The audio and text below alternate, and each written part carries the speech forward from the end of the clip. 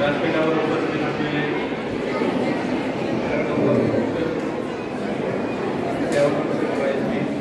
Jadhav sir, rotary क्लबचे Prashant More sir, साहेब, जाधव साहेब, sir, sir,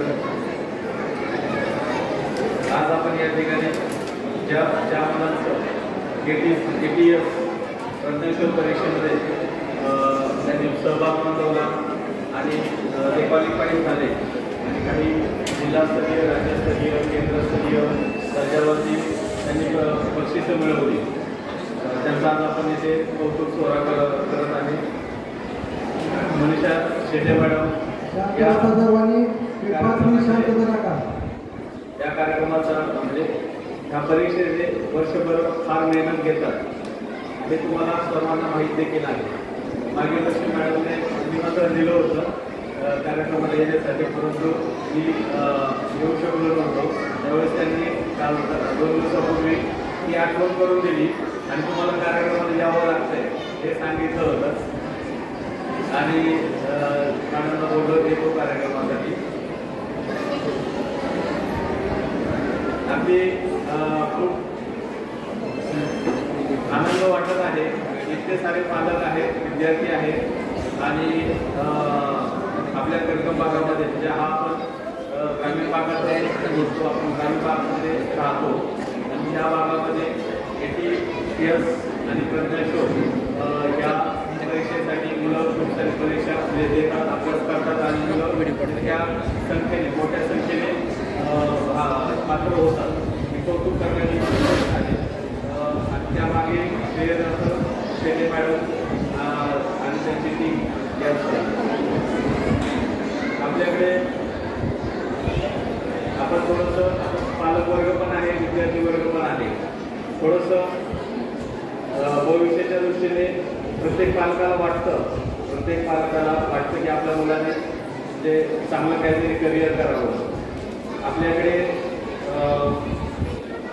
देशामध्ये वेगवेगळे म्हणजे इन्स्टिट्यूट्स आहेत, जसं की IIT आहे. IIT आपल्या मुलांना ॲडमिशन घ्यायचं असेल 12वी तर अगदी कॉम्पिटेटिव्ह एक्झाम्स येतात.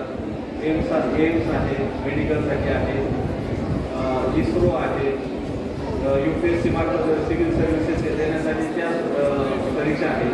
या सर्व अतिशय उच्च दर्जाच्या ह्या परीक्षा म्हणा किंवा सेवा एक संस्था आहे यामध्ये भाग घेण्याचा.